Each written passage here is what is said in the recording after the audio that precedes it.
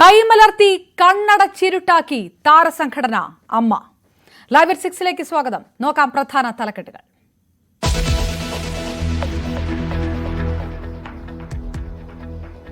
സമ്മർദ്ദങ്ങൾക്കൊടുവിൽ പ്രതികരിക്കാൻ നിർബന്ധിതമായി താരസംഘടന. ഒളിച്ചോടിയില്ലെന്നും ഹേമ കമ്മിറ്റിക്കൊപ്പമെന്നും സിദ്ദിഖ്. സിനിമയിൽ പവർ ഗ്രൂപ്പോ മാഫിയയോ ഇല്ല. കാസ്റ്റിംഗ് കൗച്ചിനെ കുറിച്ച് കേട്ടിട്ടില്ല. മമ്മൂട്ടിയെയും മോഹൻലാലിനെയും കമ്മിറ്റി വിളിപ്പിച്ചു. ഇടവേള ബാബുവിനെതിരായ ആരോപണം പരിശോധിക്കും. നടന്നത് ഒറ്റപ്പെട്ട സംഭവങ്ങളെന്നും അമ്മ ജനറൽ സെക്രട്ടറി. വ്യക്തമായി പറയാൻ കഴിയാത്തത് ഞങ്ങൾക്ക് അത്തരം അനുഭവങ്ങൾ ആരെങ്കിലും നേരിട്ട് റിപ്പോർട്ട് ചെയ്തെങ്കിൽ മാത്രമാണ് നമുക്ക് ഇന്ന ആൾക്കുണ്ടായി, ഇന്ന സ്ഥലത്തുനിന്നുണ്ടായി, അങ്ങനെ ഇടപെടാൻ ചിലപ്പോൾ നമുക്ക് പറ്റുമായിരിക്കും. അതല്ലാതെ ഇത് നേരത്തെ പറഞ്ഞ പോലെ പറയാൻ ഭയപ്പെടുന്നു എന്നൊക്കെ പറയുമ്പോൾ പിന്നെ നമുക്കത് അന്വേഷിച്ച് കണ്ടുപിടിക്കാനുള്ള ഒരു ചുമതല ഏറ്റെടുക്കാൻ സാധിക്കാത്തതുകൊണ്ടാണ്. നേരെ മറിച്ച് ഇങ്ങനെ ഒരു കാസ്റ്റിംഗ് കൗച്ച് ഒരാളുടെ ഭാഗത്തുണ്ടാകുന്നത് തീർച്ചയായിട്ടും അതിന് നടപടി എടുത്തിരിക്കാൻ ഒരു ബുദ്ധിമുട്ടുമില്ല. റിപ്പോർട്ടിലെ ആരോപണങ്ങൾ തള്ളി ജോമോളടക്കമുള്ള വനിതാ ഭാരവാഹികളും.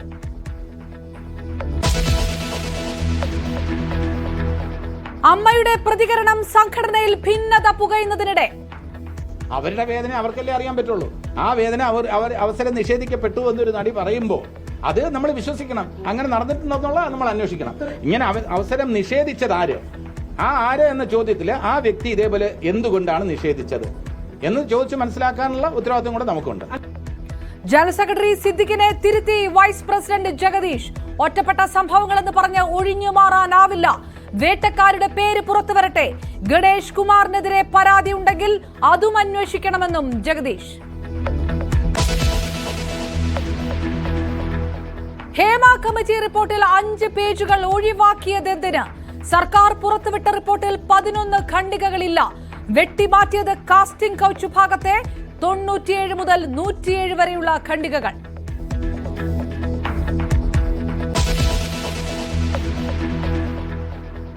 വിവരം മറച്ചുവെച്ചത് വിവരാവകാശ നിയമത്തിന്റെ ലംഘനം.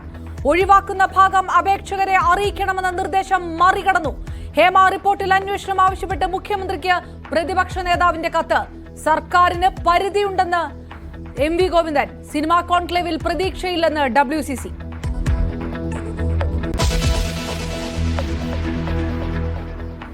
ഏഴ് വയസ്സുകാരന്റെ തുടയിൽ സൂചി തുളച്ചു കയറിയതിൽ കായംകുളം താലൂക്ക് ആശുപത്രിക്ക് ഗുരുതര വീഴ്ചയെന്ന് ആരോഗ്യവകുപ്പ്. വീഴ്ച വരുത്തിയ മുഴുവൻ ജീവനക്കാരെയും സ്ഥലം മാറ്റാൻ ഉത്തരവിട്ട് DMO. News 18 big impact.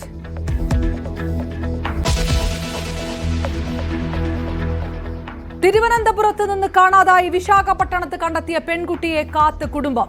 കുട്ടിയെ ഞായറാഴ്ച തിരികെ എത്തിക്കും.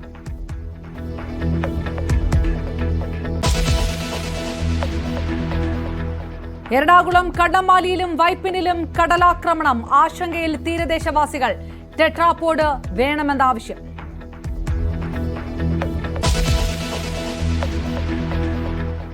പ്രധാനമന്ത്രി യുക്രൈനിൽ. വ്ളാഡിമിർ സെലൻസ്കിയുമായി കൂടിക്കാഴ്ച നടത്തും. പോളണ്ടിൽ നിന്ന് മോദി കീവിലെത്തിയത് റെയിൽ ഫോഴ്സ് 1 ട്രെയിനിൽ. സംഘർഷം ഒഴിവാക്കാൻ ഇന്ത്യയുടെ നിർദ്ദേശത്തെ ഉറ്റുനോക്കി ലോകരാഷ്ട്രങ്ങൾ.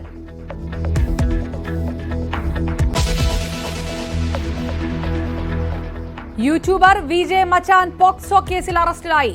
അറസ്റ്റ് 16-കാരിയെ പീഡിപ്പിച്ചെന്ന പരാതിയിൽ. VJ മച്ചാൻ എന്ന ഗോവിന്ദന് സോഷ്യൽ മീഡിയയിൽ 2.5 ലക്ഷത്തോളം ഫോളോവേഴ്സ്.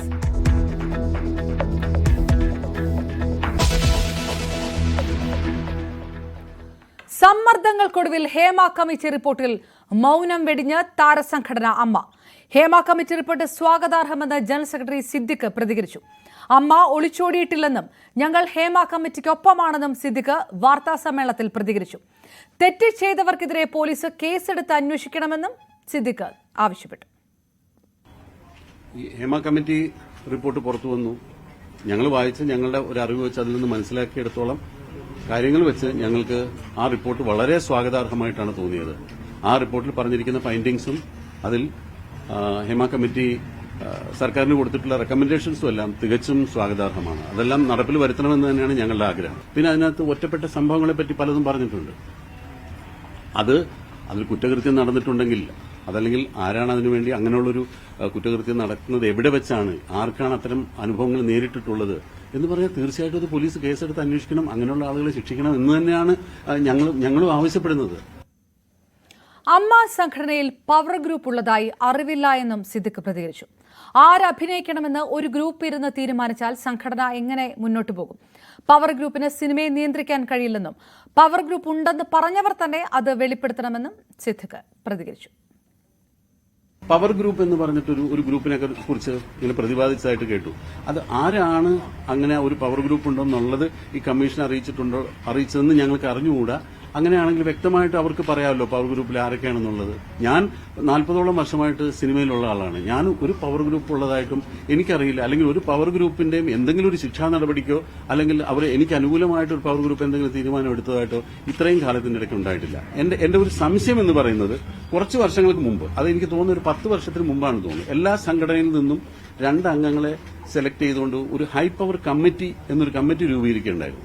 ആ കമ്മിറ്റിയുടെ ഉദ്ദേശം എന്ന് പറയുന്നത് പല സംഘടനകളിലുള്ള പല ആളുകൾ പല പ്രശ്നങ്ങൾ നേരിടുന്നുണ്ട്. അപ്പൊ എല്ലാ സംഘടനകളിലും പെട്ട 2 പേരുള്ള ഒരു ഹൈ പവർ കമ്മിറ്റി ഉണ്ടെങ്കിൽ ആ പ്രശ്നം കോമൺ ആയിട്ട് കേൾക്കാനും അതിനൊരു പരിഹാരം നിർദ്ദേശിക്കാനും ഈ കമ്മിറ്റിക്ക് സാധിക്കും എന്നുള്ള രീതിയിൽ ഒരു ഹൈ പവർ കമ്മിറ്റി മുമ്പ് രൂപീകരിച്ചിരുന്നു. അതും പക്ഷേ ഓരോ കാലഘട്ടങ്ങളിൽ മാറി മാറി വരുന്ന സംഘടനകളുടെ ഭാരവാഹികൾ ചേർന്നിട്ടുള്ള ഒരു കമ്മിറ്റിയാണ്. പക്ഷെ പിന്നീട് ആ ഹൈ പവർ കമ്മിറ്റി നിലവിൽ വന്നില്ല. അതിപ്പോ ഇല്ല, നിലവിലില്ല. അപ്പോൾ അതിനെ വെച്ചിട്ട് ആരെങ്കിലും എന്തെങ്കിലും പറഞ്ഞതാണോ എന്ന് എനിക്കറിയില്ല. സിനിമാ മേഖലയിലെ കാസ്റ്റിംഗ് കൗച്ചിനെ കുറിച്ച് പരാതി ലഭിച്ചാൽ നടപടിയെടുക്കുമെന്നും അമ്മ. പലരും പരാതി പറയാൻ മടിക്കുന്നുണ്ടെന്നും പുറകെ പോയി അന്വേഷിച്ച് പുറത്തു കൊണ്ടുവരുന്നത് പ്രായോഗികമല്ല എന്നും സിദ്ദിഖ് പറഞ്ഞു.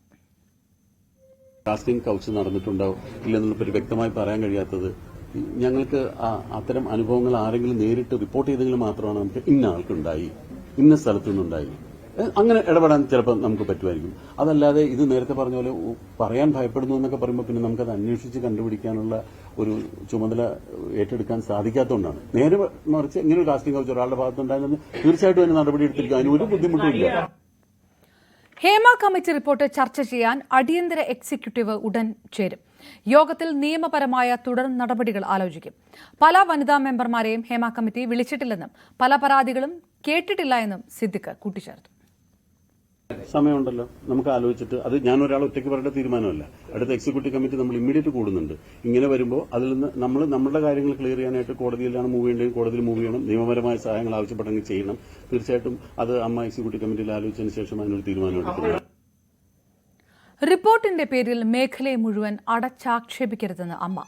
എല്ലാവരും മോശക്കാരാണെന്ന തരത്തിൽ പ്രതിപാദിക്കുന്നതിൽ വിഷമമുണ്ടെന്നും സംഘടനയെ പ്രതിക്കൂട്ടിലാക്കാനുള്ള മാധ്യമ ശ്രമങ്ങളിൽ വേദനയുണ്ടെന്നും സിദ്ദിഖ് പറഞ്ഞു. ആകെ ഞങ്ങൾക്ക് അതിനകത്തൊരു വിഷമം തോന്നിയൊരു കാര്യം എന്ന് പറഞ്ഞാൽ, ഒരു ജനറലൈസ് ചെയ്തുകൊണ്ട് ഈ സംഘടനയിൽ മുഴുവൻ ഈ ഇൻഡസ്ട്രിയിൽ, മലയാളം സിനിമ ഇൻഡസ്ട്രി മുഴുവൻ ഇങ്ങനെയാണ്, വളരെ മോശപ്പെട്ട രീതിയിലാണ് ഇൻഡസ്ട്രി നടന്നു പോകുന്നത്, അവിടെ ഉള്ളവരെല്ലാവരും മോശക്കാരാണ് എന്നുള്ളൊരു പ്രതിപാദിക്കുന്ന രീതിയിൽ ചില വാചകങ്ങൾ വന്നതിനോട് മാത്രമാണ് ഞങ്ങൾക്കൊരു എതിർപ്പുള്ളത്. എവിടെയോ ഒറ്റപ്പെട്ട 1-2 സംഭവങ്ങൾ എവിടെയോ റിപ്പോർട്ട് ചെയ്തിട്ടുണ്ടെന്നുള്ള ഒരു അറിവിന്റെ അടിസ്ഥാനത്തിൽ ഒരു വ്യവസായ മേഖലയെ അല്ലെങ്കിൽ ജനങ്ങൾ ഒരുപാട് ഇഷ്ടപ്പെടുന്ന കുറെ ആളുകളെ അടച്ചാക്ഷേപിക്കുന്ന ഒരു പ്രവണത നല്ലതല്ല. അത് ഞങ്ങൾക്ക് ഒരുപാട് ദുഃഖമുണ്ടാക്കുന്ന ഒരു കാര്യമാണെന്ന് ഞങ്ങൾ എല്ലാ പ്രേക്ഷകരെയും വളരെ വിഷമത്തോടു കൂടി തന്നെയാണ് ഞങ്ങൾ ആ വിവരം അറിയിക്കുന്നത്.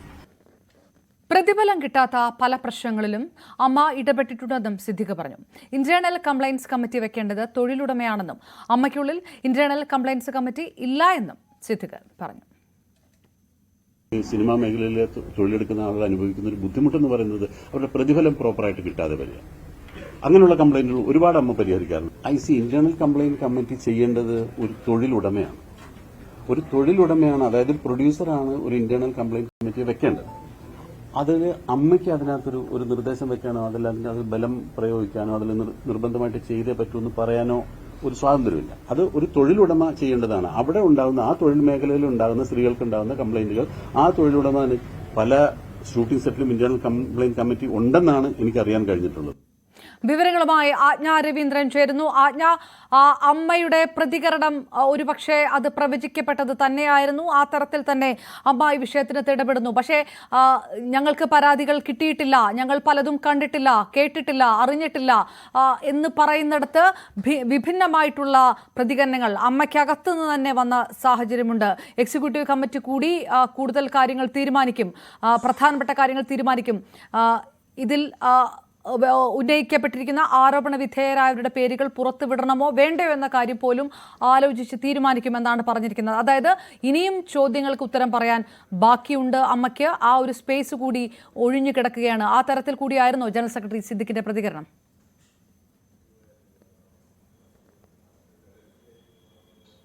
അപർണ, വ്യക്തമായ ഒരു നിലപാട് പ്രഖ്യാപിച്ചിട്ടില്ല എന്ന് വേണം അപർണ അമ്മയുടെ ഈ നിലപാടിൽ നിന്ന് നമുക്ക് മനസ്സിലാക്കാൻ. പക്ഷേ നമ്മൾ പ്രതീക്ഷിച്ചതിനപ്പുറം ഒന്നും സംഭവിച്ചില്ല. കാരണം അമ്മയുടെ ഒരു ഷോയുടെ പേര് പറഞ്ഞ് 2-3 ദിവസം അതുമായി ബന്ധപ്പെട്ട ഒരുതരം എസ്കേപ്പിസം കാണിച്ചു.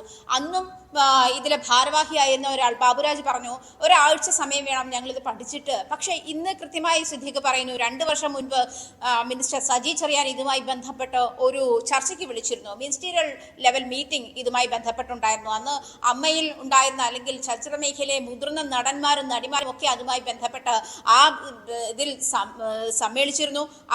പക്ഷേ അന്ന് ഈ സിനിമാ മേഖലയിൽ സ്ത്രീകൾ നേരിടുന്ന ലൈംഗിക ചൂഷണത്തെ പറ്റി അല്ലെങ്കിൽ ലൈംഗിക അതിക്രമത്തെ പറ്റി എവിടെയും സൂചിപ്പിച്ച് കണ്ടില്ല. തൊഴിൽ പ്രശ്നങ്ങൾ മാത്രമാണ് കൃത്യമായി, അതായത് നടിമാർക്ക് പണം കൊടുക്കാത്ത, പ്രതിഫലം കൊടുക്കാത്ത പ്രശ്നങ്ങൾ, അത്തരം പ്രശ്നങ്ങളൊക്കെ ഞങ്ങൾ സോർട്ട് ഔട്ട് ചെയ്തിട്ടുണ്ട് എന്ന് വളരെ ലാഘവത്തോടെ കാണുന്ന ഒരു റിപ്പോർട്ടെ അല്ലെ ഒരു നീക്കം മാത്രമായ ഹേമ കമ്മിറ്റി റിപ്പോർട്ടിനെ കാണുന്ന ഒരു രീതിയാണ് നമ്മൾ കണ്ടത്. ഹേമ കമ്മിറ്റി റിപ്പോർട്ട് തള്ളിക്കളയുന്നില്ല എന്ന് പറയുമ്പോഴും ഇതുമായി ബന്ധപ്പെട്ട് സർക്കാരിന്റെ അല്ലെങ്കിൽ ഹൈക്കോടതിയിലുള്ള ഹർജിയിൽ കക്ഷി ചേരാൻ തയ്യാറാണോ എന്ന് ചോദിക്കുമ്പോൾ നിരുപാധികം ഇല്ല, അതിന്റെ ആവശ്യം എന്താണോ എന്ന് നിരുപാധികം അതിനെ തള്ളിക്കളയുകയും ചെയ്യുന്നു. പവർ ഗ്രൂപ്പിന്റെ കാര്യം പറഞ്ഞപ്പോഴും ഇങ്ങനെ ഒരു പവർ ഗ്രൂപ്പ് ഉണ്ടോ എന്ന്, അല്ലെങ്കിൽ പവർ ഗ്രൂപ്പ് ഉണ്ടോ എന്ന് സംശയമല്ല, അല്ലെങ്കിൽ തനിക്ക് അറിയാത്തതല്ല എന്നല്ല പറഞ്ഞത്. പവർ ഗ്രൂപ്പ് ഇല്ല എന്നുള്ള കാര്യത്തിൽ അദ്ദേഹം ഉറപ്പു തരുന്നു. ഇത്തരം പവർ ഗ്രൂപ്പ് അല്ല മലയാള സിനിമയെ നയിക്കുന്നത്. അത്തരം ആരോപണങ്ങൾ തെറ്റാണ്. അമ്മയ്ക്കെതിരെയുള്ള റിപ്പോർട്ടല്ല ഹേമ കമ്മിറ്റിയുടേത്. അമ്മയല്ല പ്രതിസ്ഥാനത്ത് നിൽക്കുന്നത്. ഉള്ളവർക്കെതിരെ പോലീസ് നടപടിയെടുക്കണം, അല്ലെങ്കിൽ സർക്കാർ. ഇതൊക്കെ സാധാരണമായി എല്ലാവരും തരുന്ന അല്ലെങ്കിൽ നൽകുന്ന ഒരു പിന്തുണ മാത്രമാണ്. പക്ഷെ ഒരു സാധാരണ ജനവും ഇത്തരം ലൈംഗിക ചൂഷണങ്ങളോ അതല്ലെങ്കിൽ ഇത്തരം തൊഴിൽ വിവേചനങ്ങളോ, ഈ സ്ത്രീകൾക്ക് പോകുന്നിടത്ത് അവർക്ക് പ്രാഥമിക ആവശ്യങ്ങൾ നിർവഹിക്കാനുള്ള മിനിമം സൗകര്യം പോലും ഒരുക്കി കൊടുക്കാതെയുള്ള ഇത്തരം സാഹചര്യങ്ങളെ സാധാരണ ഒരു ജനം അല്ലെങ്കിൽ അതിനെ നേരിട്ട് നോക്കിക്കാണുന്ന ഒരു സാധാരണക്കാരൻ പോലും അത്തരത്തിലുള്ള പിന്തുണ പ്രഖ്യാപിച്ചേക്കാം. പക്ഷേ താരസംഘടന എന്ന് അവകാശപ്പെടുന്ന അമ്മയിലെ ആളുകൾ അല്ലെങ്കിൽ അമ്മയുടെ തലപ്പത്തുള്ളവർ നയിച്ച വാർത്താ സമ്മേളനത്തിൽ വനിതകളായി 2 എക്സിക്യൂട്ടീവ് മെമ്പർമാരിക്കുന്ന അവരൊരു അക്ഷരം പോലും സിദ്ദിഖ് പറയുന്നു ഞങ്ങളുടെ 2 വനിതാ മെമ്പർമാരുണ്ട്, നിങ്ങൾക്ക് അവരോട് കൂടി ചോദിക്കാം എന്ന് പറയുന്നത് വരെ അവരിതിനെപ്പറ്റി പ്രതികരിക്കാനോ അല്ലെങ്കിൽ അവരെ ലീഡ് ചെയ്യേണ്ടുന്ന ഒരു വാർത്താ സമ്മേളനമായിരുന്നു. കാരണം മലയാള സിനിമയിലെ സ്ത്രീ ജനങ്ങളെ പറ്റിയുള്ള അല്ലെങ്കിൽ സ്ത്രീകൾ നേരിടുന്ന അതിക്രമങ്ങളെ പറ്റിയുള്ള, വിവേചനങ്ങളെ പറ്റിയുള്ള, ചൂഷണങ്ങളെ പറ്റിയുള്ള ഒരു റിപ്പോർട്ടിനെ പറ്റിയുള്ള പ്രതികരണം അത്തരത്തിലാകേണ്ടതായിരുന്നു എന്നുള്ളത് ഒരു മിനിമം മര്യാദയാണ്. പക്ഷെ അതുപോലും അമ്മയുടെ എക്സിക്യൂട്ടീവ് മെമ്പർമായ വനിതകളുടെ ഭാഗത്തൊന്നും ഉണ്ടായില്ല. പ്രതികരിച്ചത് ജോമോളാണ്. അവർ പറഞ്ഞത് തൻ്റെ വാതിൽ ആരും മുട്ടിയിട്ടില്ല, അതല്ലെങ്കിൽ തനിക്ക് ഇത്തരം ഇഷ്യൂസ് ഉണ്ടായിട്ടില്ല, അതുകൊണ്ട് തനിക്ക് ചുറ്റുമുള്ളവരെ കേൾക്കാനോ അല്ലെങ്കിൽ ഈ പറയുന്ന സംഘടനാ തലപ്പത്തിരിക്കുന്ന ആളുകൾ WCC ഉൾപ്പെടെയുള്ള സ്ത്രീകൾ ചെയ്തത് അവർക്കാർക്കും പ്രശ്നം ഉണ്ടായിട്ടായിരിക്കില്ല ഒരു പക്ഷേ തങ്ങളുടെ ഒപ്പം ഉണ്ടായിരുന്ന തങ്ങളുടെ സഹപ്രവർത്തകർക്ക്, തങ്ങളോടൊപ്പം നിൽക്കുന്നവർക്ക്, തങ്ങൾ നേരിട്ട് കാണുന്ന പ്രശ്നങ്ങൾ, അവരുടെ മാനസിക പ്രശ്നങ്ങൾ അല്ലെങ്കിൽ അവർ കരിയറിൽ പിന്തള്ളപ്പെടുന്ന പ്രശ്നങ്ങൾ, ഇതൊക്കെ അഡ്രസ്സ് ചെയ്യാൻ വേണ്ടിയിട്ടാണ് ഈ നടിയെ ആക്രമിച്ച പ്രശ്നം മുതൽ ഇങ്ങോട്ട് ഈ സിനിമയിലെ അത്യാവശ്യം നട്ടലുള്ള പെണ്ണുങ്ങളെല്ലാം കൂടി ചേർന്ന് ഇങ്ങനെ ഒരു സംഘടന ഉണ്ടാക്കുകയും അതിൻ്റെ പിന്നാലെ ഉറക്കം ഒഴിച്ചും അല്ലെങ്കിൽ ഇവരുടെ കരിയർ നശിപ്പിച്ചും പലയിടത്തു നിന്നും അവർക്ക് അതിൻ്റെതായ പ്രഷർ ഉണ്ടാകുന്നു, പലയിടത്തു നിന്നും അവരുടെ അവസരങ്ങൾ നഷ്ടപ്പെടുന്നു. IC ഉണ്ടോ, ഇന്റേണൽ കംപ്ലയിന്റ് കമ്മിറ്റി ഉണ്ടോ എന്ന് ചോദിക്കുമ്പോൾ തന്നെ ആ സിനിമയുടെ ഓപ്പണിങ്ങിൽ തന്നെ അവരെ ഒഴിവാക്കുന്ന സാഹചര്യം. ഇത്തരം സാഹചര്യങ്ങളൊക്കെ തരണം ചെയ്ത് അവരതുമായി അവരുടെ നിലപാടുമായി മുന്നോട്ട് പോകുമ്പോൾ സിനിമാ മേഖലയിൽ ഒരു സ്ത്രീ പരസ്യമായി വിളിച്ചു പറയണം, അതും ഒരു താരസംഘടന അമ്മയുടെ എക്സിക്യൂട്ടീവ് മെമ്പറായിരുന്ന ഒരാൾ വിളിച്ചു പറയുകയാണെ തൻ്റെ വാതിൽ ആരും മുട്ടിയിട്ടില്ല, അതുകൊണ്ട് പത്രത്തിലൂടെ വായിച്ചിട്ടാണ് ഇങ്ങനത്തെ ഇഷ്യൂസ് ഉണ്ട് എന്ന് അറിയുന്നത് എന്ന് പറയുമ്പോൾ അതിലെ അങ്ങേറ്റ അല്ലെങ്കിൽ അവർക്ക് ആ സ്ഥാനത്ത് തുടരാൻ തന്നെ അർഹതയില്ല. അതല്ലെങ്കിൽ അത് നമ്മൾ അമ്മയുടെ നിലപാടായി, അമ്മയുടെ വനിതാ മെമ്പർമാർ നടന്മാരുടെ നിലപാടായി അതിനെ കണക്കാക്കേണ്ടി വരും. കാരണം അങ്ങേയറ്റം ഖേദകരമാണ് അത്തരത്തിൽ തീർച്ചയായിട്ടും ആജ്ഞ രവീന്ദ്രൻ വിവരങ്ങൾ നൽകിയത്. അമ്മയുടെ പ്രതികരണം, ഒപ്പം അമ്മ വനിതാ ഭാരവാഹികളുടെയും പ്രതികരണം തന്നെ വരും ദിവസങ്ങളിൽ കൂടുതൽ ചർച്ച ചെയ്യപ്പെടുമെന്നതിൽ തർക്കമില്ല. ഇതിനിടെ ഹേമ കമ്മിറ്റി റിപ്പോർട്ടിൽ അമ്മയിൽ ഭിന്നാഭിപ്രായം ഉയരുകയും ചെയ്യുന്നു. ഒറ്റപ്പെട്ട സംഭവങ്ങളാണ് റിപ്പോർട്ടിൽ പറയുന്നതെന്ന ജനറൽ സെക്രട്ടറി സിദ്ദിഖിന്റെ വാദത്തെ തിരുത്തുകയായിരുന്നു വൈസ് പ്രസിഡന്റ് ജഗദീഷ്. ഒറ്റപ്പെട്ട സംഭവങ്ങളെന്ന് പറഞ്ഞ് ഒഴിഞ്ഞു മാറാനാവില്ലെന്നും അമ്മയുടെ പ്രതികരണം വൈകിയതിൽ പൊതുസമൂഹത്തോട് ക്ഷമ ചോദിക്കുന്നുവെന്നും ജഗദീഷ് പറഞ്ഞു. അതേസമയം WCC ആവശ്യപ്പെടുന്നവരെ കോൺക്ലേവിൽ നിന്ന് ഒഴിവാക്കാൻ സർക്കാർ തീരുമാനിക്കുകയാണെങ്കിൽ അമ്മ അത് അംഗീകരിക്കുമെന്നും ജഗദീഷ് പ്രതികരിച്ചു. ആത്മയിലെ കാര്യങ്ങൾ എന്ന് പറയുമ്പോൾ അതിനകത്ത് ഇപ്പൊ ഗണേഷ് കുമാറിന്റെ മന്ത്രി എന്ന് പറഞ്ഞുകൊണ്ട് പറയാണ് അവിടെ രാഷ്ട്രീയമൊക്കെ വരും. ഞാൻ രാഷ്ട്രീയത്തിൽ ഞാൻ ഇല്ല. ഒന്നാമത് രാഷ്ട്രീയത്തിലില്ല. രണ്ടാമത് അദ്ദേഹത്തിനെതിരെ മത്സരിച്ച് പരാജയപ്പെട്ട ഒരാളാണ്. അപ്പൊ ആ രാഷ്ട്രീയം അദ്ദേഹത്തിനെതിരെ അതെ അദ്ദേഹത്തിനെതിരെ ഞാൻ പറഞ്ഞല്ലോ, ആർക്കെതിരെ ആരോപണം വന്നിട്ടുണ്ടെങ്കിലും സമഗ്രമായ അന്വേഷണം വരണം. ഒരു നടി പറഞ്ഞിട്ടുണ്ടെങ്കിൽ അതെന്താ നമ്മൾ അവിശ്വസിക്കേണ്ട കാര്യമില്ലല്ലോ. ആ നടി പറഞ്ഞ കാര്യങ്ങൾ മീഡിയ വിശ്വസിക്കുന്നു. പിന്നെ നമ്മൾ അവിശ്വസിക്കേണ്ട കാര്യം എന്താ? നിങ്ങൾക്ക് ബോധ്യമുണ്ടെങ്കിൽ തീർച്ചയായിട്ടും ഞങ്ങൾ നിങ്ങളുടെ കൂടെയാണ്. വേട്ടക്കാരന്റെ പേര് ഒഴിവാക്കാൻ ആരും പറഞ്ഞിട്ടില്ലെന്നും നടൻ ജഗദീഷ് പറഞ്ഞു. ആരോപണങ്ങൾ നേരിടുന്നവർ അഗ്നിശുദ്ധി വരുത്തട്ടെ. ലൈംഗിക ചൂഷണം നടന്നിട്ടുണ്ടെങ്കിൽ കേസെടുത്ത് അന്വേഷിക്കണം. ഏതെങ്കിലും ഒരാളിനെതിരെ കേസെടുക്കാൻ കോടതി പറഞ്ഞാൽ അമ്മ അച്ചടക്ക നടപടിയെടുക്കും. സിനിമയിൽ മാഫിയ ഉണ്ടെന്ന് തോന്നുന്നില്ല എന്നും ജഗദീഷ് പറഞ്ഞു. സിനിമയിൽ എക്സ്പ്ലോയിറ്റേഷൻ ഉണ്ടാകാതെ ഇത് ഭാവനയിൽ വിരിഞ്ഞ കാര്യമായിട്ട് ആൾക്കാർ പരാതി പറയുമോ? എക്സ്പ്ലോയിറ്റേഷൻ നേരിട്ടവർ തന്നെ ആയിരിക്കണം പരാതി ബോധിപ്പിച്ചിട്ടുള്ളവർ. ആ എക്സ്പ്ലോയിറ്റേഷൻ പറഞ്ഞ് പരാതി രേഖപ്പെടുത്തുമ്പോൾ അതൊന്നും നടക്കുന്നില്ല, അങ്ങനെ ഒന്നും നടന്നിട്ടില്ല എന്ന് പറയാൻ നമ്മൾ ആരാണ്? ഹേമ കമ്മിറ്റി റിപ്പോർട്ടിൽ തന്റെ അച്ഛൻ തിലകൻ പറഞ്ഞതിനപ്പുറം ഒന്നുമില്ലെന്ന് നടൻ ഷമി തിലകന്റെ പ്രതികരണം. പവർ ഗ്രൂപ്പ് ആരൊക്കെ എന്ന് പറയുന്ന ആദ്യ സംഘം ഹേമ കമ്മിറ്റിയല്ല. പവർ ഗ്രൂപ്പിനെ കുറിച്ച് പറഞ്ഞാൽ അച്ഛനെ സ്നേഹിക്കുന്ന മകന്റെ രോദനം മാത്രമായി അത് മാറും. സിനിമയിലെ ലൈംഗിക അതിക്രമം മലയാള സിനിമ തുടങ്ങിയ കാലം മുതലുണ്ടായതാണ്. ചാരിറ്റി ആക്ട് പ്രകാരം രൂപം കൊണ്ട അമ്മ സംഘടനയുടെ അധികാരം സംബന്ധിച്ച ധാരണ ഭാരവാഹികൾക്ക് ഉണ്ടാകണമെന്നും ഷമി തിലകൻ പ്രതികരിച്ചു. അത് സത്യമായിട്ട് എനിക്ക് ഉണ്ടായിട്ടുണ്ട്. അതിന് ഞാൻ ഒരു വ്യക്തിമാണെന്നുള്ളത് നിങ്ങൾക്ക് എല്ലാവർക്കും അറിയാവുന്നുണ്ട്. എന്നെ പുറത്താക്കിയതൊക്കെ നിങ്ങൾക്ക് അറിയാവുന്ന കാര്യമാണ്. അത് ഇല്ലയെന്ന് എനിക്ക് പറഞ്ഞു കഴിഞ്ഞാൽ ഇല്ലാതാകില്ലല്ലോ. ഉണ്ട്, സത്യമാണത്. അങ്ങനെ എത്ര സിനിമകളിൽ നിന്ന് ഒഴിവാക്കപ്പെട്ടിട്ടുണ്ട് അങ്ങനെ ഒരു? അതിന് ഈ പറഞ്ഞ കോമ്പറ്റീഷൻ കമ്മീഷൻ ഓഫ് ഇന്ത്യ ആ ജഡ്ജ്മെൻറ്റ് വായിച്ചാൽ തന്നെ ഒരു എണ്ണം തെളിവായിട്ട് കിട്ടും. അത് നിങ്ങൾക്കറിയാം, പണ്ടൊരിക്കൽ ശ്രീ സിദ്ദിഖ് മറ്റേ KPSC ലളിതയും കൂടെ ഒരു ഇൻ്റർവ്യൂ നടത്തിയ ഓർമ്മയില്ലേ?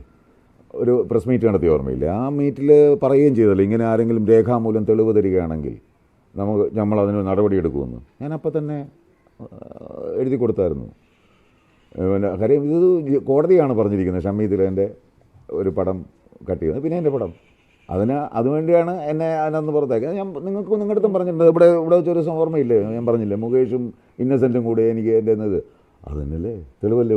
അത് നല്ല തെളിവായിട്ട് പറയാനായിട്ട് എനിക്കുണ്ടല്ലോ. മറ്റതൊക്കെ ഞാൻ പറഞ്ഞ് ആരോപിക്കുന്നതായിട്ട് വെക്കാം. ഇത് ആരോപണമല്ല, തെളിവാണ്. വേറെ അച്ഛന് പോലും അങ്ങനെ ഒരു പടം തെളിവായിട്ട് കൊടുക്കാനുണ്ടാവില്ല. എനിക്കുണ്ട്. ശരിയല്ലേ?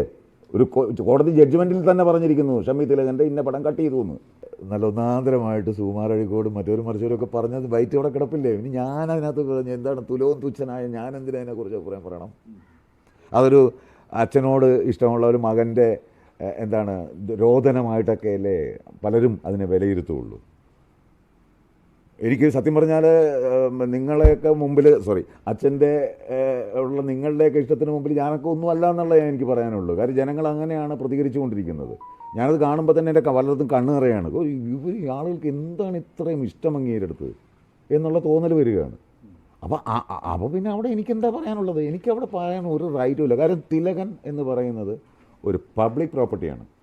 ഒരു കോൺക്ലേവ് എന്ന് പറഞ്ഞാൽ എന്താണ്? ഈ ഇരയും വേട്ടക്കാരും കൂടെ ഒരുമിച്ചിരുന്നുള്ളതാണോ കോൺക്ലേവ് എന്ന് പറയുന്നത്? അത് ശരിയാണോ അതങ്ങനെ ചോദിക്കുന്നത്? അതെന്ത് ന്യായമാണ് അതങ്ങനെ കോൺക്ലേവ് എന്ന് പറയുന്നത്? അതാ ഞാൻ പറഞ്ഞു, ചില കോൺക്രീറ്റും കൂടെ അങ്ങോട്ട് അടിച്ചങ്ങോട്ട് ഇരുത്ത്, അതോടെ തീരും എല്ലാം. സർക്കാരിന്റെ കൈകടത്തൽ ഉണ്ടായിട്ടില്ലെന്ന് CPM സംസ്ഥാന secretary MV Govindan Hema committee റിപ്പോർട്ടിനെ കുറിച്ച് പറഞ്ഞു. വെട്ടിക്കുറയ്ക്കുകയോ കൂട്ടിച്ചേർക്കലുകളോ ഉണ്ടായിട്ടില്ല. റിപ്പോർട്ടിന്റെ രഹസ്യാത്മകത കാത്തു സൂക്ഷിക്കാനായി നിബന്ധനകൾ പാലിച്ചാണ് റിപ്പോർട്ട് നൽകിയിട്ടുള്ളത്. പ്രസിദ്ധീകരിക്കാൻ തീരുമാനിച്ചതിൽ കുറവ് വന്നിട്ടുണ്ടെങ്കിൽ അത് പരിശോധിച്ച് നൽകുമെന്നും MV ഗോവിന്ദൻ പറഞ്ഞു.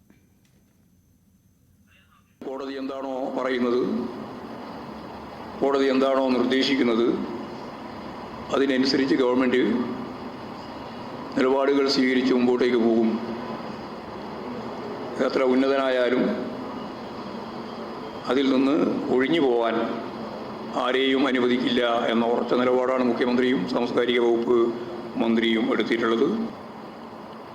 ഇവിടെ സ്ത്രീകൾക്കുള്ള നിരവധി മേഖലയിലുള്ള വിലക്ക് പ്രശ്നങ്ങൾ അതൊക്കെ പരിഹരിച്ചുകൊണ്ട് സ്ത്രീ തുല്യത തന്നെയാണ് സമൂഹത്തിൻ്റെ ഭാഗമായിട്ടുള്ള ഏറ്റവും പ്രധാനപ്പെട്ട നിലപാട്.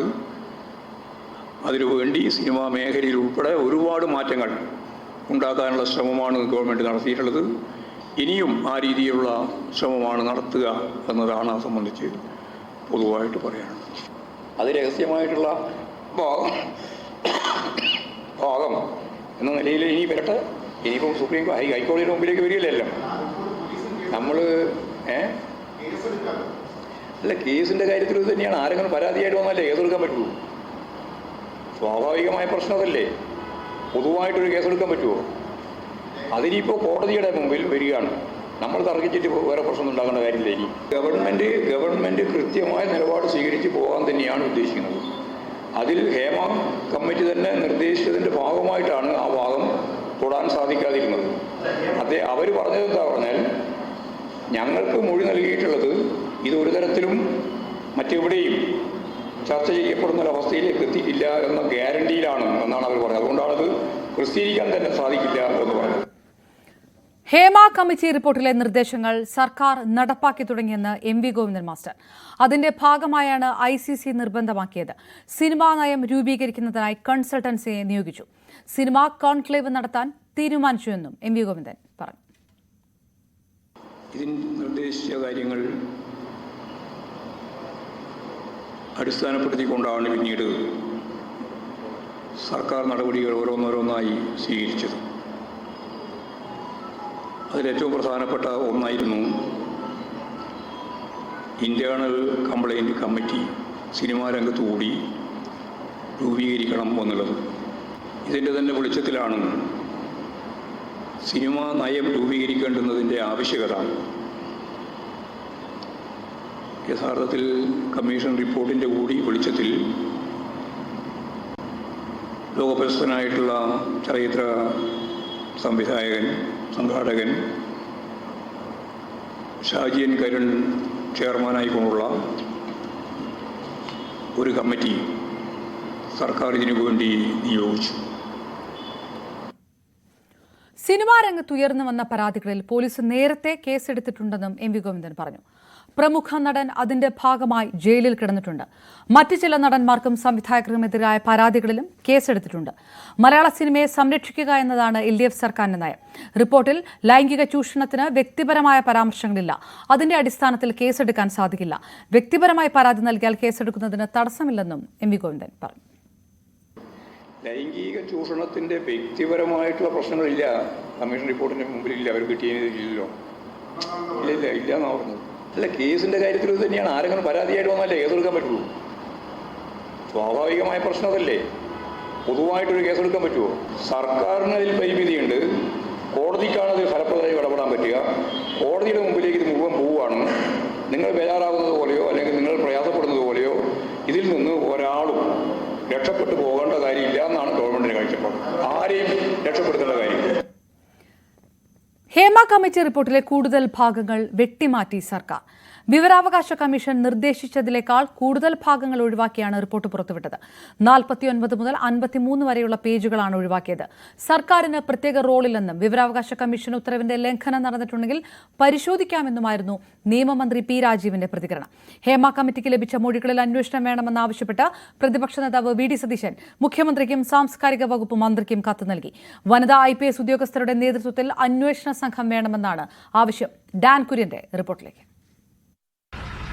തങ്ങൾക്ക് നേരിട്ട ദുരനുഭവം സംബന്ധിച്ച് അതീവ രഹസ്യമായി ഹേമ കമ്മീഷന് മുമ്പിൽ വെളിപ്പെടുത്തലുകൾ നടത്തിയ 51 നടിമാർ നിർണായകമായി നടത്തിയ വെളിപ്പെടുത്തലുകളെ കുറിച്ചായിരുന്നു 49ാമത്തെ പേജ് മുതൽ 53ാമത്തെ പേജ് വരെ പരാമർശിച്ചിരുന്നത്. സ്വാഭാവികമായി അവരുടെ സ്വകാര്യതയെ മാനിച്ചുകൊണ്ട് 21 പാരഗ്രാഫുകൾ ഒഴിവാക്കിക്കൊണ്ടായിരിക്കണം ഇത് വിവരാവകാശ ഇത് പുറത്തുവിടാനുള്ള നിർദ്ദേശം ആദ്യഘട്ടത്തിൽ തന്നെ വിവരാവകാശ കമ്മീഷൻ നൽകിയിരുന്നു. പക്ഷേ അതിൽ നിന്ന് വ്യത്യസ്തമായി 129 പാരഗ്രാഫുകൾ ഒഴിവാക്കുന്ന തരത്തിലേക്ക് കാര്യങ്ങൾ എത്തി. അതായത് 49ാമത്തെ പേജ് മുതൽ 53ാമത്തെ പേജ് വരെയുള്ള നിർണായകമായ വിവരങ്ങൾ ബോധപൂർവം മറച്ചുവെച്ചു എന്ന തരത്തിലുള്ള വിവരങ്ങളാണ് പുറത്തു വന്നുകൊണ്ടിരിക്കുന്നത്. സ്വാഭാവികമായി ഇത് ആരെയൊക്കെയോ സംരക്ഷിക്കാനാണ് എന്ന ആക്ഷേപം മറുവശത്ത് നിന്ന് ഉയർന്നിരിക്കുന്നു. അതിനിടയിലാണ് കൂടുതലൊന്നും പ്രതികരിക്കാൻ ഈ വിഷയത്തിലില്ല, നിലപാട് നേരത്തെ തന്നെ വ്യക്തമാക്കിയതാണ് എന്ന് സാംസ്കാരിക വകുപ്പിന്റെ ചുമതലയുള്ള മന്ത്രി സജി ചെറിയൻ രാവിലെ മാധ്യമങ്ങളോട് പ്രതികരിക്കുകയും ചെയ്തിരിക്കുന്നത്. സ്വാഭാവികമായി ഇനിയങ്ങ് സർക്കാരിന് മുമ്പിൽ ഇതിൽ തുടർ നടപടികൾ സ്വീകരിക്കാതെ മുമ്പോട്ട് പോകാൻ കഴിയാത്ത ഒരു സാഹചര്യമുണ്ടാകും. സംസ്ഥാന പോലീസ് മേധാവിക്ക് ലഭിച്ച പരാതി ക്രമസമാധാന ചുമതലയുള്ള ADGPക്ക് അദ്ദേഹം നേരത്തെ തന്നെ കൈമാറുന്ന ഒരു സാഹചര്യമുണ്ടായിരുന്നു. അതിലും തുടർ നടപടികൾ ഒന്നും പിന്നീട് ഉണ്ടായിട്ടില്ല. 3 കാര്യങ്ങൾ ഉണ്ടായാൽ, അതായത് പരാതി നൽകിയവർ ഇതുമായി ബന്ധപ്പെട്ട് ഹേമ കമ്മീഷന് മുമ്പിൽ വെളിപ്പെടുത്തൽ നടത്തിയവർ പോലീസിന് മുമ്പിലും സമാനമായ പരാതി ആവർത്തിക്കുന്ന സാഹചര്യം ഉണ്ടായാൽ മാത്രമേ അതുമായി ബന്ധപ്പെട്ട കേസെടുത്ത് തുടർ നടപടികളിലേക്ക് പോകാൻ കഴിയൂ എന്നൊരു നിലപാടാണ് സർക്കാരിൽ ഒരു വിഭാഗത്തിനുള്ളത്. കൂടുതൽ വാർത്തകൾ കാണാം ഇടവേളയ്ക്ക് ശേഷം.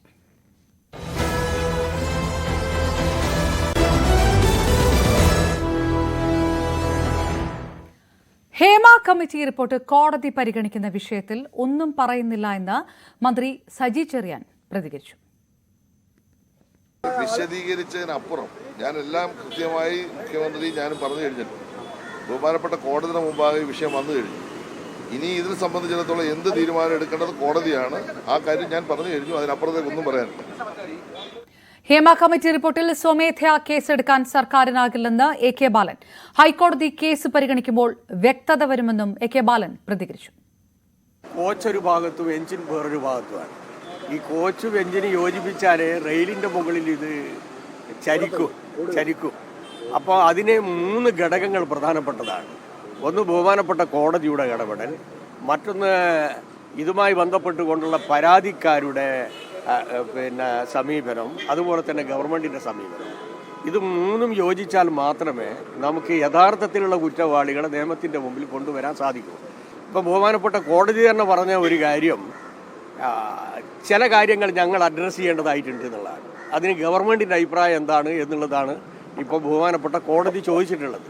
കമ്മീഷൻ റിപ്പോർട്ടിൻ്റെ ഭാഗമായി അല്ലെങ്കിൽ കമ്മീഷൻ്റെ ഭാഗമായി വെളിവാക്കപ്പെട്ട മൊഴികളെ അടിസ്ഥാനപ്പെടുത്തി കേസെടുക്കാനേ പാടില്ല എന്ന് സുപ്രീം കോടതി വിധിയുടെ അടിസ്ഥാനത്തിൽ ഉമ്മൻചാണ്ടി കേസിൽ കൃത്യമായി ഈ ഒരു പരാമർശം വന്നതോടുകൂടി സുവമോട്ടോ FIR ഇടാൻ ഗവൺമെന്റിന് സാധിക്കില്ല.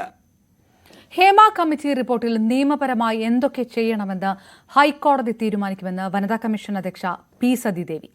കോടതി നിർദ്ദേശപ്രകാരം തുടർ നടപടികളുണ്ടാകുമെന്നും P. സതീദേവി പറഞ്ഞു.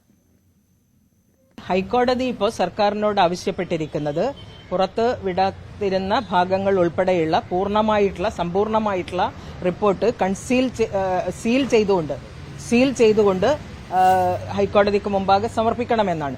ആ റിപ്പോർട്ട് പരിശോധിച്ചതിന് ശേഷം എന്തൊക്കെയാണ് നിയമപരമായിട്ട് കൈക്കൊള്ളാനുള്ള സാധ്യത എന്ന് ഹൈക്കോടതി തന്നെ പരിശോധിക്കും. ഈ കോടതിക്കാണ് അതിന്റെ അധികാരമെന്ന് ഹൈക്കോടതി തന്നെ പറഞ്ഞിട്ടുണ്ട്.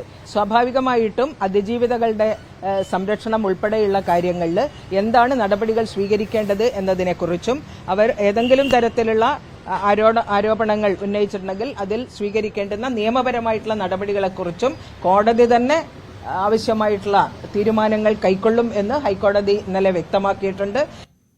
ഹേമ കമ്മിറ്റി റിപ്പോർട്ടിൽ സർക്കാരിനെതിരെ സംവിധായകൻ ആഷിഖ് അബു ഇതുവരെ നടന്നത് പോകട്ടെ എന്നാണെങ്കിൽ അതിനെ ഭരണകൂടമെന്ന് വിളിക്കാനാകില്ല.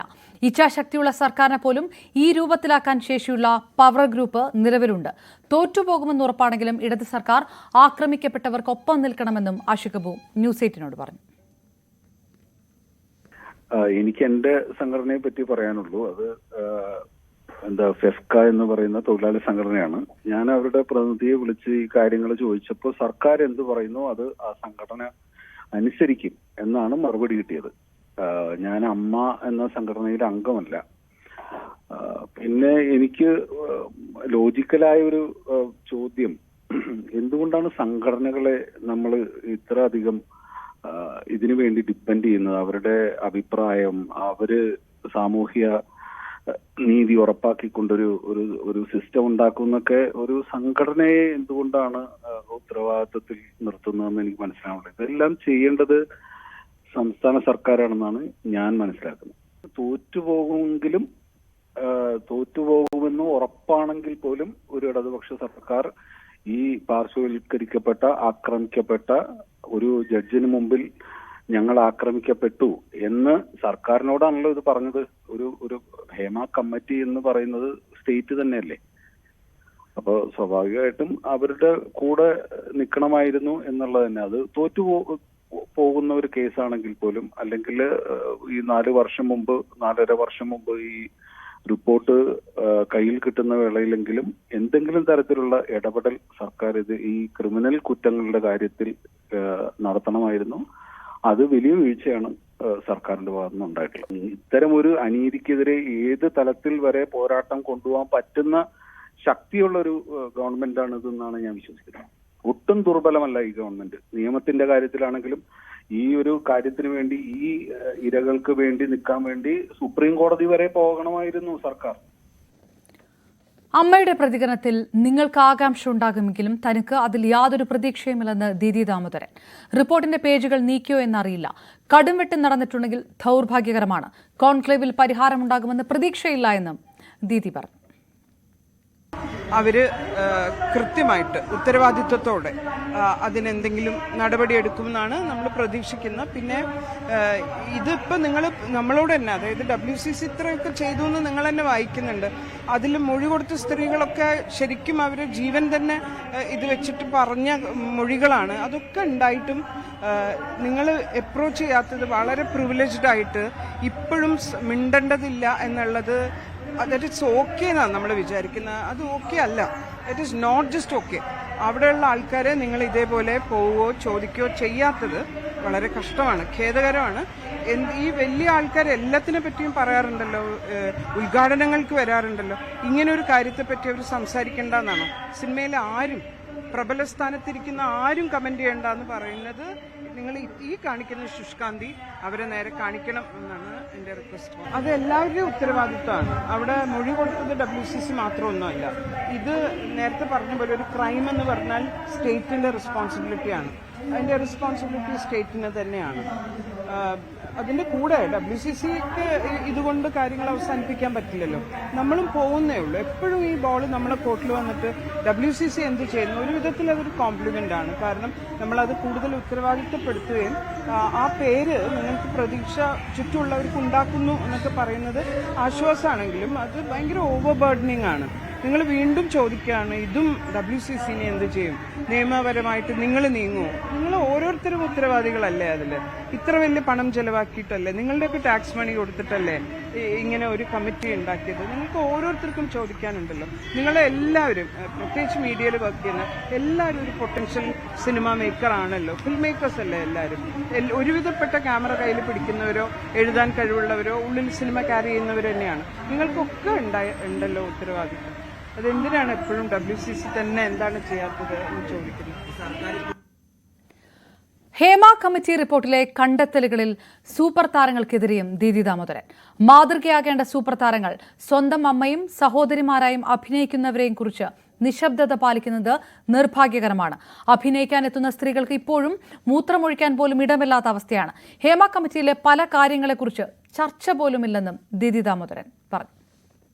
ഈ പറയുന്ന സൂപ്പർ സ്റ്റാറുകളുണ്ട്, അവര് നടക്കുന്ന പോലെ നമ്മൾ നടക്കുക, അവർ കിട്ടുന്ന ചായയാണ് നമ്മൾ കുടിക്കുക, അവരിടുന്ന വസ്ത്രമാണ് നമ്മൾ ധരിക്കുക, അവർ മോഡൽസാണ്, മാതൃകയാണ്. മാതൃക ആവുന്ന ആൾക്കാർ സ്വന്തം തൊഴിലെടുപ്പിലുള്ള അവരുടെ പാതിയായിട്ടുള്ള അവരുടെ തന്നെ ഭാര്യയും അമ്മയും അനിയത്തിയും ഒക്കെ ആയിട്ട് അഭിനയിച്ചുകൊണ്ടിരിക്കുന്ന, കാമുകിയൊക്കെ ആയിട്ട് അഭിനയിച്ചുകൊണ്ടിരിക്കുന്ന സ്ത്രീകളെ പറ്റി സംസാരിക്കുമ്പോൾ അതിനോട് ഇത് നല്ലതാണെന്നോ അതിന് ഇടപെടണമെന്നോ എന്തെങ്കിലും ഒരു വാക്ക് ഉരിയാടാതെ റിയാക്ട് ചെയ്യാതെ ഈ കണ്ട മീഡിയയിൽ ആരും അവരെ തന്നെ പോവാതിരിക്കുന്നു എന്ന് പറയുന്നത് വീണ്ടും വളരെ വോയറിസ്റ്റിക് ആയിട്ടുള്ള വോയിസ്റ്റിക് ആയിട്ടുള്ള ഈ എത്തിനോട്ടത്തിൽ ആരാരെ പറ്റി എന്ത് കഥകൾ പറഞ്ഞു എന്നുള്ള വളരെ ചെറിയൊരു ഭാഗത്തിനെ പറ്റി മാത്രം നമ്മുടെ കൺസേൺ ഉണ്ടാവുക എന്ന് പറയുന്നത് നിർഭാഗ്യകരമാണ്. പേജുകൾ ഒഴിവാക്കപ്പെട്ടത് ദുരൂഹമെന്ന് നടി മാല പാർവതി പ്രതികരിച്ചു. റിപ്പോർട്ടിലുള്ള പേരുകൾ പുറത്തുവിടണമെന്നും മാല പാർവതി ആവശ്യപ്പെട്ടു. സാധാരണ എന്ന് വെച്ചാൽ നമ്മൾ ഇതുവരെ സർക്കാർ പറഞ്ഞ എല്ലാ കാര്യവും വിശ്വാസത്തിലെടുത്തു. ആദ്യം പറഞ്ഞു വിവരാവകാശ കമ്മീഷന്റെ ഉത്തരവ് കൊണ്ടാണ് നേരത്തെ അത് വിടാത്തത്. അതിനുശേഷം പറഞ്ഞു സ്ത്രീകളുടെ പ്രൈവസി നിലനിർത്താൻ വേണ്ടി കുറച്ച് പേജുകൾ മാറ്റണമെന്ന് വിവരാവകാശ കമ്മീഷന്റെ ഉത്തരവുണ്ടെന്ന്, അത്രയും ഭാഗം മാറ്റുമെന്നാണ് പറഞ്ഞിരുന്നത്. ഇതും കഴിഞ്ഞിട്ട് പിന്നെ ഒന്നും കണ്ടെത്തുകയാണ്, കുറെ കൂടെ പേജസും കുറെ കൂടെ പാരഗ്രാഫ്സും മാറ്റിയിരുന്നത്. എനിക്കറിയില്ല അതിൽ എന്താണ് ഉള്ളതെന്ന്. പക്ഷെ അങ്ങനെ ആരുടെ ആവശ്യപ്രകാരം എന്ത് കാരണത്തിന്റെ പുറത്ത് ആ പേജ് മാറ്റി, ആര് മാറ്റി, എന്തിനു മാറ്റി, എന്താണ് അതിനകത്ത് ഉള്ളടക്കം അറിയാൻ ആഗ്രഹമുണ്ട്. ഒരു പ്രെഡേറ്റേഴ്സിന് വേണ്ടി അല്ലെങ്കിൽ ഈ പറയുന്ന ഉപദ്രവിക്കപ്പെടുന്നതിനകത്ത് പോക്സോ കേസ് ഉണ്ടെന്ന് പറയുന്നു. അപ്പൊ അങ്ങനെയുള്ള പ്രസക്ത ഭാഗമാണോ പോയിട്ടുള്ളത്? അത് നമുക്കറിയാൻ ആഗ്രഹമുണ്ട്. അങ്ങനെ ആരെയാണ് അത് പ്രൊട്ടക്ട് ചെയ്യുന്നത്? ആൾക്കാർ വായിക്കട്ടെ റിപ്പോർട്ട്. അത് വിവരാവകാശ കമ്മീഷൻ മറച്ചു വെക്കാൻ പറഞ്ഞ ഭാഗമല്ലല്ലോ. അത് പുറത്തു വരട്ടെ, അത് ആൾക്കാർ വായിക്കട്ടെ, എന്താണെന്ന് അറിയട്ടെ, ആൾക്കാർ തീരുമാനിക്കട്ടെ. അത് പിന്നെന്താ, അത് അത്ര പ്രസക്തി ഇല്ലാത്തതാണോ, അത് പരിദേവനങ്ങളാണോ എന്ന് ആൾക്കാർ തീരുമാനിക്കട്ടെ എന്നേ. അതെന്തിനാ അത് മാറ്റി വെച്ചത് എനിക്ക് മനസ്സിലാവുന്നേ ഇല്ല. അത് ഭയങ്കര ഗുരുതരമായ ഒരു കാര്യമായിട്ടാണ് എനിക്ക് തോന്നുന്നത്. നമ്മൾ ഇത്രയും ദിവസം ഇതിനകത്തെ ഒരു സർക്കാർ പറഞ്ഞത് 100% വിശ്വാസത്തിലേക്ക് സംസാരിച്ചത്, പക്ഷെ ഇത് ഭയങ്കര ഞെട്ടിപ്പിക്കുന്നു. മലയാള സിനിമയിൽ പവർ ഗ്രൂപ്പ് ഉണ്ടെന്ന പരാമർശം യഥാർത്ഥ കുറ്റവാളികളെ രക്ഷപ്പെടാനേ സഹായിക്കൂവെന്ന് നടൻ ബാല. ഹേമ കമ്മിറ്റി റിപ്പോർട്ട് പുറത്തുവരുന്നതിന് മുൻപേ നിരവധി പരാതികൾ ഉണ്ടായിട്ടുണ്ടെന്നും അതിലൊന്നും നടപടി ഉണ്ടായിട്ടില്ലെന്നും ബാല ന്യൂസ് 8 പ്രതികരിച്ചു.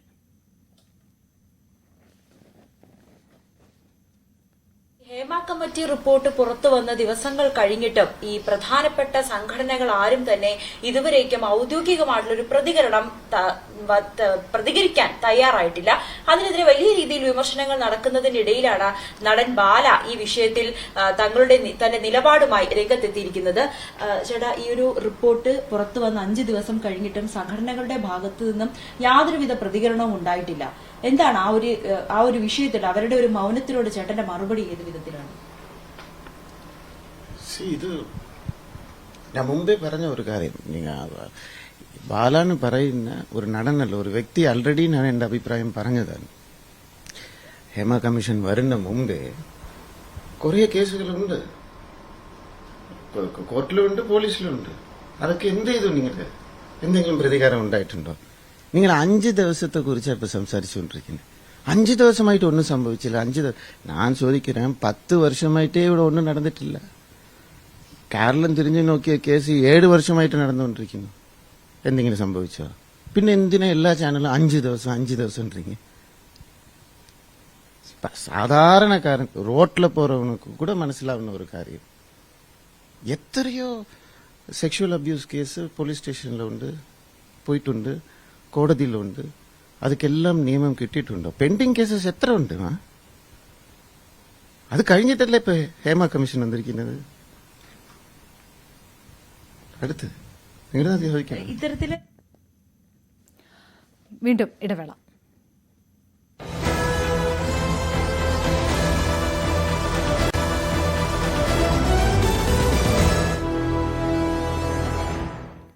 ഏഴ് വയസ്സുകാരന്റെ തുടയിൽ സൂചി തുളച്ചു കയറിയ സംഭവത്തിൽ കായംകുളം താലൂക്ക് ആശുപത്രിയിൽ കൂട്ടനടപടിയുണ്ടാകും. ആശുപത്രിക്ക് ഗുരുതര വീഴ്ച സംഭവിച്ചതായി ആലപ്പുഴ ഡിഎംഒ ജമുന വർഗീസ് റിപ്പോർട്ട് നൽകി. അത്യാഹിത വിഭാഗത്തിലെ ഡോക്ടർമാർ ഒഴികെ മുഴുവൻ ജീവനക്കാരും നടപടി നേരിടും. വീഴ്ച വരുത്തിയ മുഴുവൻ ജീവനക്കാരെയും സ്ഥലം മാറ്റാൻ ഡിഎംഒ ഉത്തരവിറക്കി. കുട്ടിയുടെ തുടയിൽ സൂചി തുളച്ചു കയറിയ വാർത്ത ന്യൂസ് 18 നൽകിയത്. കൂടുതൽ വിവരങ്ങളുമായി ശരണ്യ സ്നേഹജന്റെ റിപ്പോർട്ടിലേക്ക്.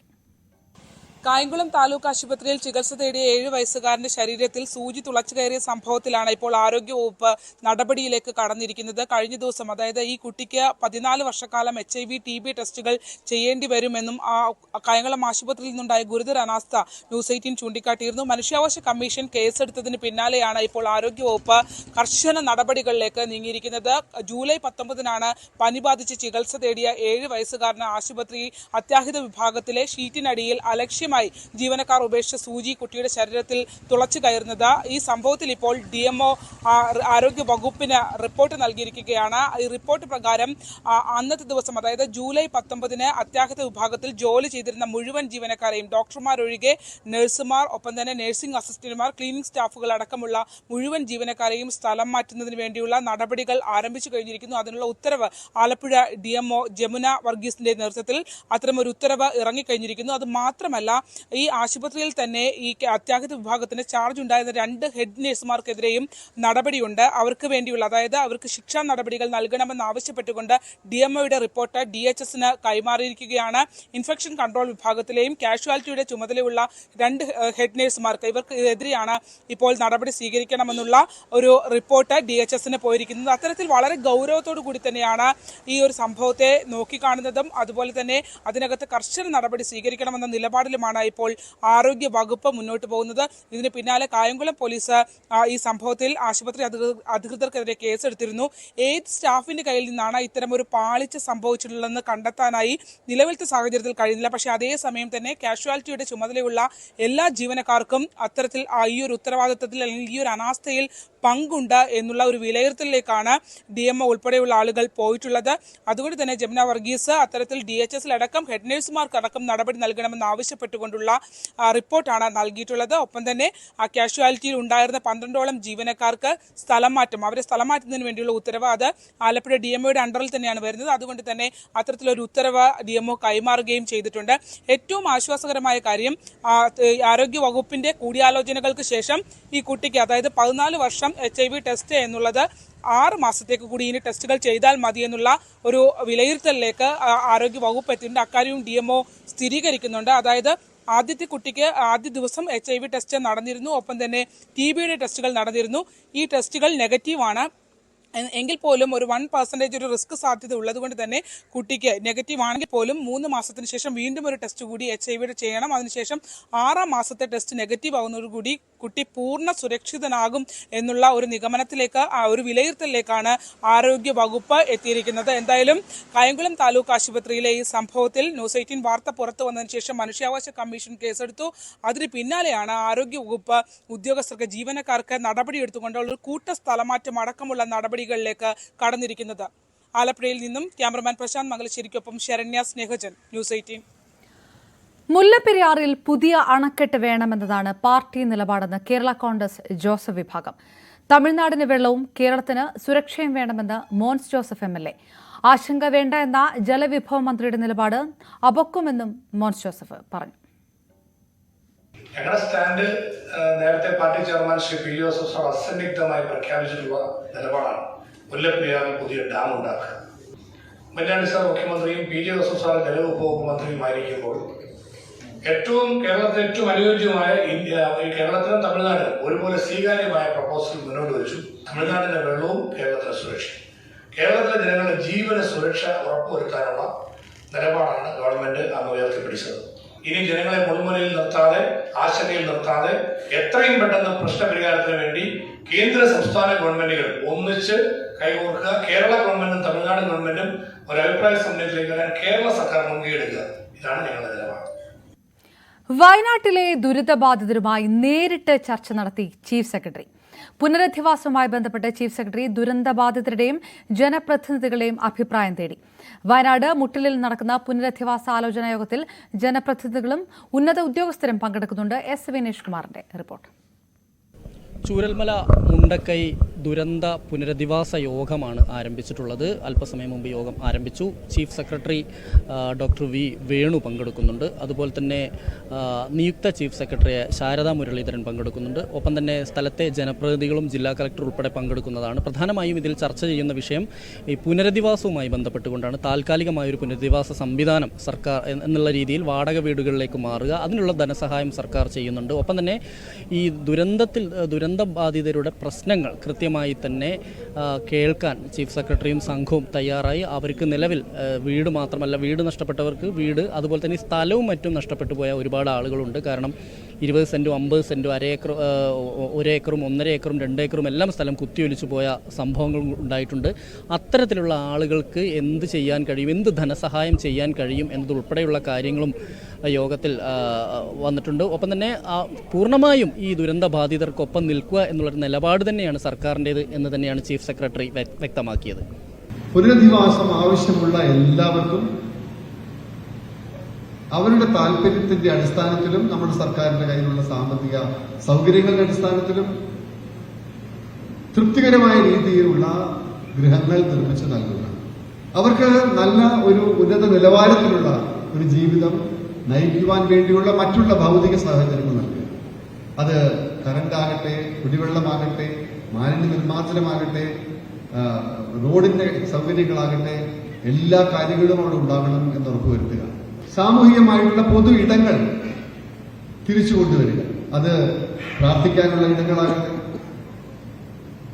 ഒരുമിച്ച് കൂടുന്ന ഹാളുകളാകട്ടെ, ആരോഗ്യത്തിന് ആവശ്യമുള്ള കാര്യങ്ങളാകട്ടെ, വിദ്യാഭ്യാസത്തിന് ആവശ്യമുള്ള അങ്കണവാടികളാകട്ടെ, കടകളാകട്ടെ, ഇതെല്ലാം തിരിച്ചു വന്നാൽ മാത്രമേ നമുക്ക് നമ്മുടെ ഇടങ്ങൾ തിരിച്ചു കിട്ടിയെന്ന ഒരു തോന്നലുണ്ടാകും.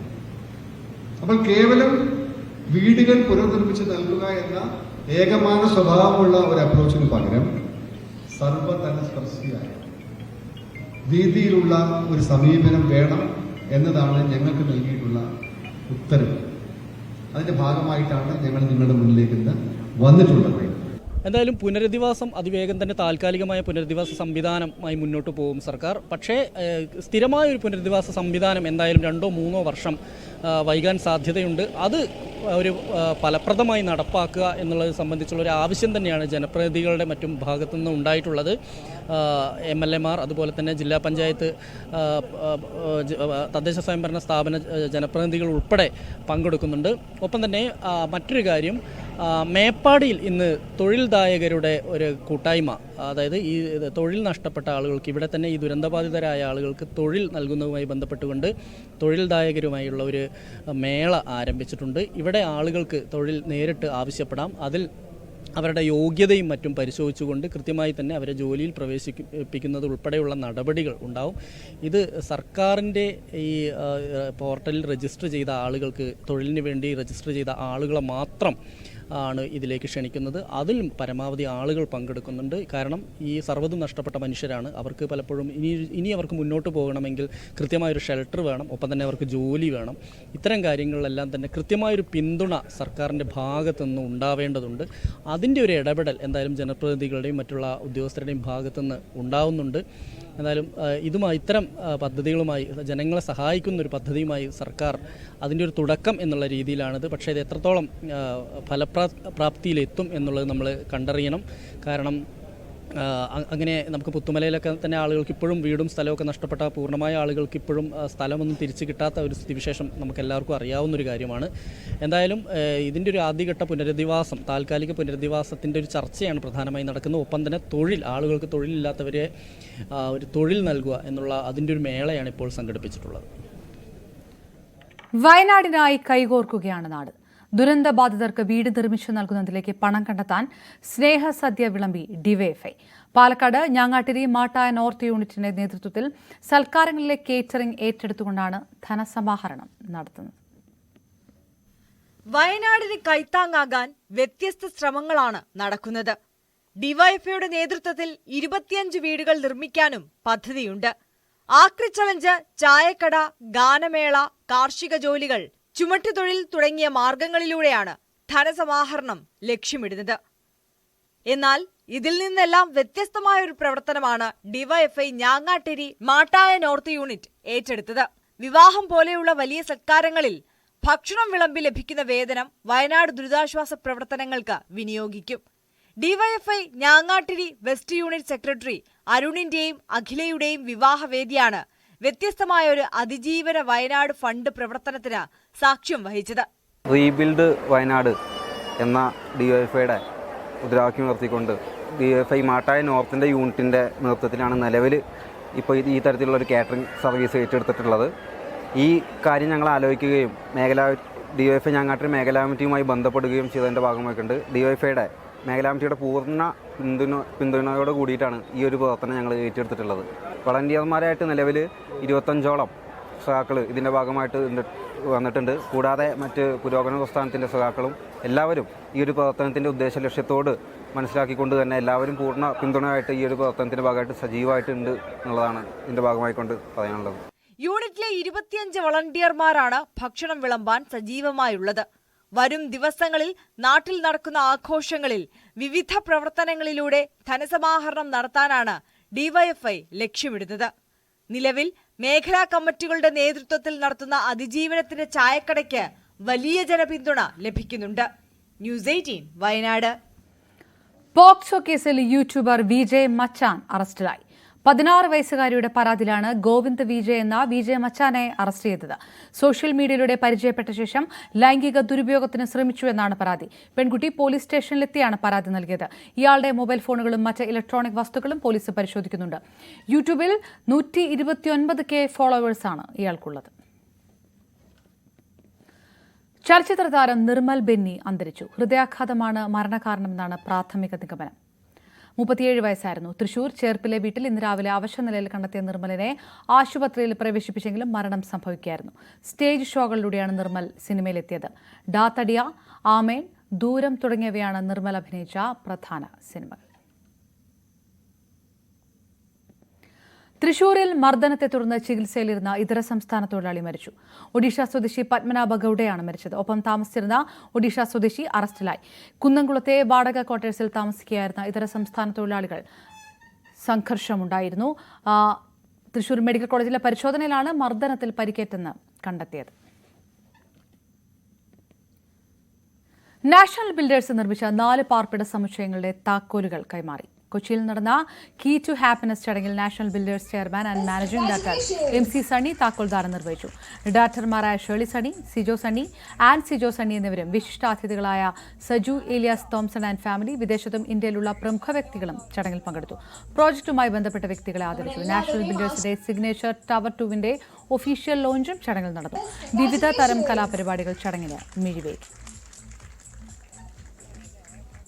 നാഷണൽ ബിൽഡേഴ്സ് ഇന്ന് 4 പ്രൊജക്ട്സ് എറണാകുളത്ത് കംപ്ലീറ്റ് ചെയ്തത് ഇന്ന് ജനങ്ങൾക്ക് ഹാൻഡ് ഓവർ ചെയ്യുകയായിരുന്നു.